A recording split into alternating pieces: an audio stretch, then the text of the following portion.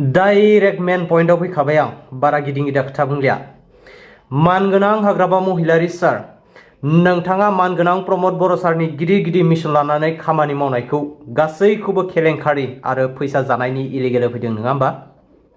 बाराद्राय जाबाय नामा सारमोननिया? मानगोनां हाग्रामा महिलारी सार, बर'नि फंसे बाथ्रा फावआव लिरनाय दं जे जिबौआसो जिबौनि आथिंखौ नुयो, सिखावआसो सिखावखौ सिनायो। दा आं मा बुंनो सानदों नोंथांमोना बुजिखाबाय जानांगौ, आरो बुजियाखैबा गावबा गावनो एसे बुजिनो नाजादो आरोना, आं क्लियारै बुंलायला। बिदिब्ला नोंथांनि बायदिब्ला मिशन लानो नाङा नामा? हारिया जौगानो नाङा नामा? जाथिया जौगानो नाङा नामा? गुबै इलिगेल खामानिखौ सोर मावगासिनो दं? जोंबो नुगासिनो दं। दिनैहाय फुजा मेला मोनसे जास्लाबनो हाया, अपेनलि जौ सेरेब फाननाय, जुवा होनाय। दिनैनि दिनाव जुवानि फैसाखौ सोर लुटिगासिनो दं? बैफोर दारि गोलावफोरासो लुटिगासिनो दं। दाखालि खुदका आंनो गावनो निजिनो मोनसे फुजा नायनो थांदोंमोन। दा बेवहायनो फटनो मोनसे जुवायाव जुवा नायनो होननानै आङो हाबहैफ्लांदोंमोन आरोना। बेवहायनो सासे मानसिनिफ्राय खुदका आंनो गावनो निजिनो खोनानो मोनबाय जे बिथाङा फिसालानि कलेज फिस होनो थाखाय मोसौ हालिसे फानदोंमोन जाहैदों, बेबो सेस जुवायाव खतम। आरोबाव सासेना जादों हिनजावा खरस जानो गैयिनि थाखाय अमा खासि 7,000आव फानदोंमोन जाहैदों। आरो फुजा खाथि फैबाय, गोजां बोथोर खाथि फैबाय, फिसा फिसौनो जि जोम बायनो थाखाय अमाखौ फानदोंमोन जाहैदों। फिसाया लांनानै सेस खतम जुवायाव। अब्ला हिनजावा न'आव फैयोब्ला निस्सय फिसाइनाव फंसेबाबो खोथा सोंगोन जे मोसौ फाननायनि फैसाया मा खालामखो, अमा फाननायनि फैसाया मा खालामखो, बबेहाय मा मावहैखो मा माहैखो, बेनि सायाव फंनैसो बखिनानै होथोंसै। फारसेथिंसाय फिसाया फैसा थांजानायनि लावख्रायाव नांनानै फैखागोन। होनोसै दसे उनाव दुब दुब दाब दाब सानैजों सोरबाया दोलालायनोसै, सोरबाया माबा माबि जानोसै आरोना। बेनोथ' हाग्रामा महिलारिनि सोरखारना। दिनैसिम मानगोनां हाग्रामा महिलारी सारनि सोरखार दानाया 3 मास जालायलांबाय। 3 मास। दिनैसिम दासिम खुदका गावनो मिशन लानानै नोंथाङा मोनसेबो खामानि मानो मावनो हायाखै? नोंथांनि खामानि मावनायाथ' गोजाननि खोथा। दिनै गोजां बोथोर फैदों, गोरिब गुन्द्रा सुबुंनो मुस्रि गांसे कम्बल गांसे रानना होनोबो अकादानो गैया नोंथाङा।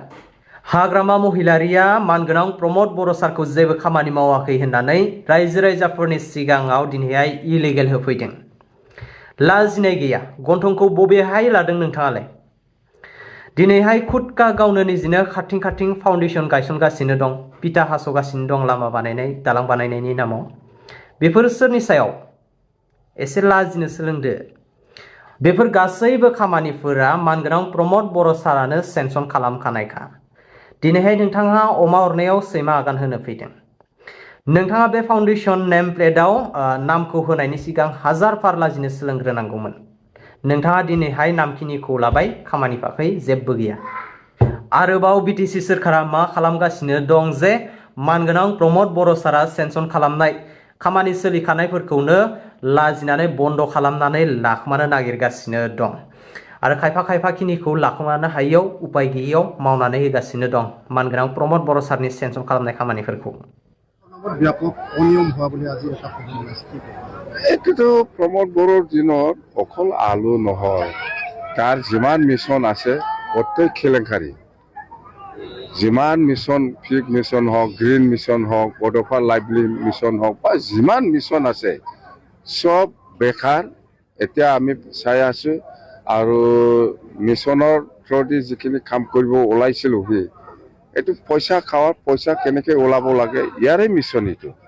তো আমি এতিয়া মিছন হেডত যিখিনি পইচা লুকাই পেলাই আছিল, সেইটো গোটেই আমি চেক কৰি আছো, আকৌ লৈ আহিম। তাৰমানে এই মিছনত পইচা সোমাই দিয়া মানে এইটো বিটিচি একো পাত্তা নাপায়।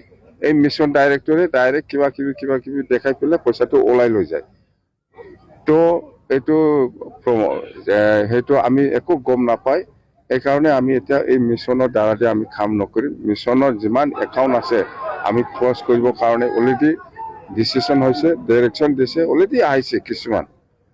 মিছন মানে ফেইলাৰ, মানে পইচা খাৱাৰ মিছনহে আছিল।